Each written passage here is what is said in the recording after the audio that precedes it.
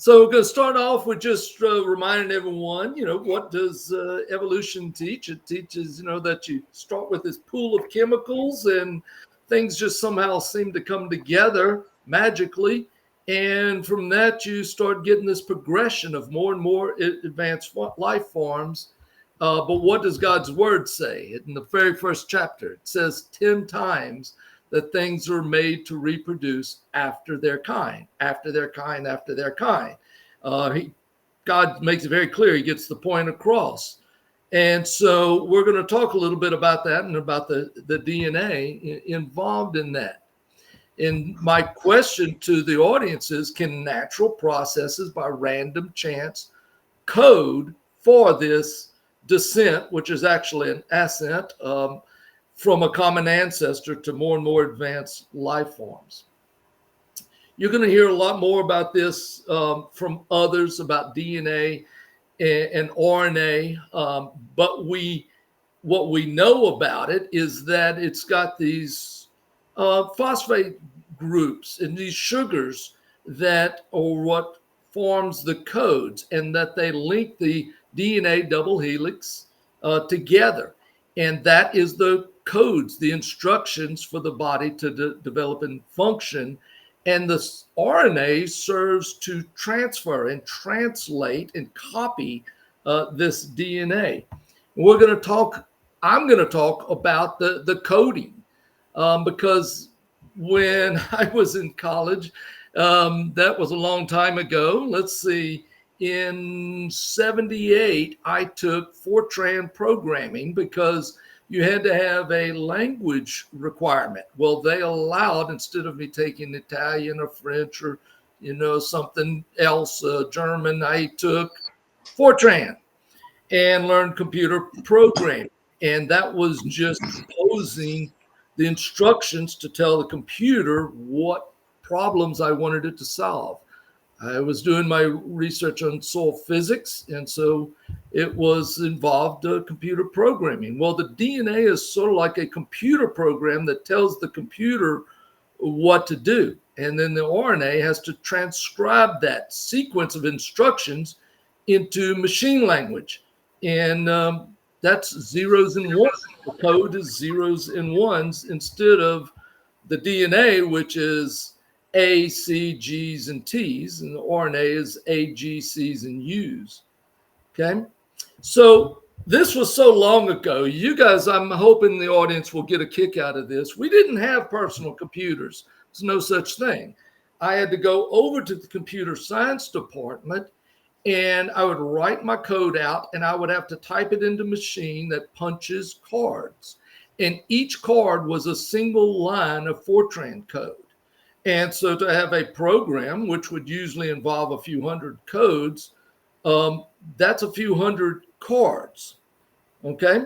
So these cards then are like the sequence in the DNA. But then I had to run the cards in the stack of cards through a card reader, which would transfer that into the zeros and ones in the computer for the computer to be able to process what I was wanting to tell it to do. Well, that was quite involved and quite aggravating too, having to walk across campus. I remember my sister was one of the higher ups in the computer science department, and my major professor used her to get a meeting with the computer science department to ask them if we could get a computer in our building. And their response was, what would someone in agriculture and soil science need a computer for? That was the kind of the state of, now we can't imagine doing life without a computer. So what did I learn? Well, I learned don't drop your stack of cards because you're not going to get any good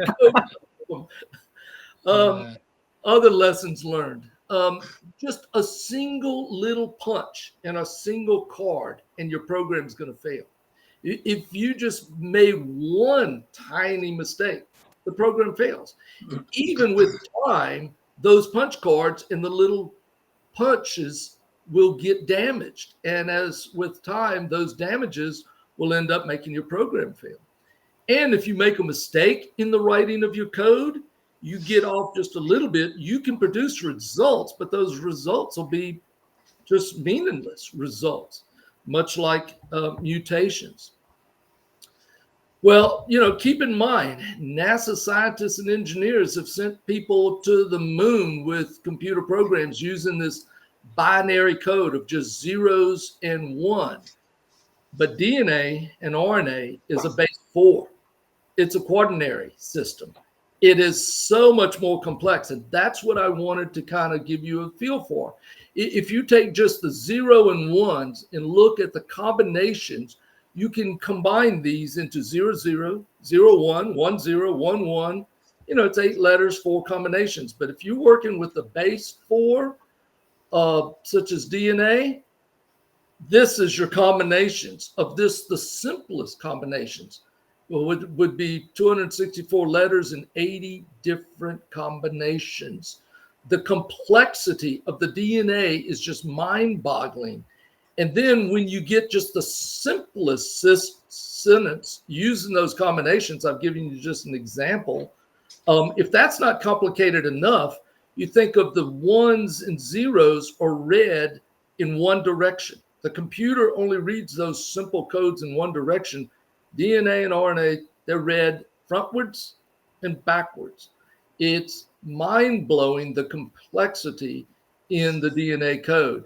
And then to think that all of this, the entire human genome composed of 3 billion letters, can fit inside a microorganism. And when you think of how tiny a microorganism is, when you look at a dot on a page, that's bigger than the microorganisms. It's called a microorganism for a reason. It's a microbe. So I love this quote. This comes from a book by John Morris, who has passed away now, but was head of Institute of Creation Research. He wrote a book, Is the Big Bang Biblical? 99 Other Questions. And in that, he had an interview. He got the transcripts from an interview from a person writing the newspaper who did an interview with a molecular biologist who studied DNA codes and tried to decipher DNA codes. And he asked the person, do you believe that the information evolved? And the biologist said, George, nobody I know in my profession believes it evolved. It was engineered by genius beyond genius, and such information could not have been written any other way. The paper and ink did not write the book. Knowing what we know, it's ridiculous to think otherwise. And so I was going to end with that. It's clear these natural processes, by just random chance, cannot code for life. It took a genius of genius. It took God. A binary system is so much easier than a quaternary system.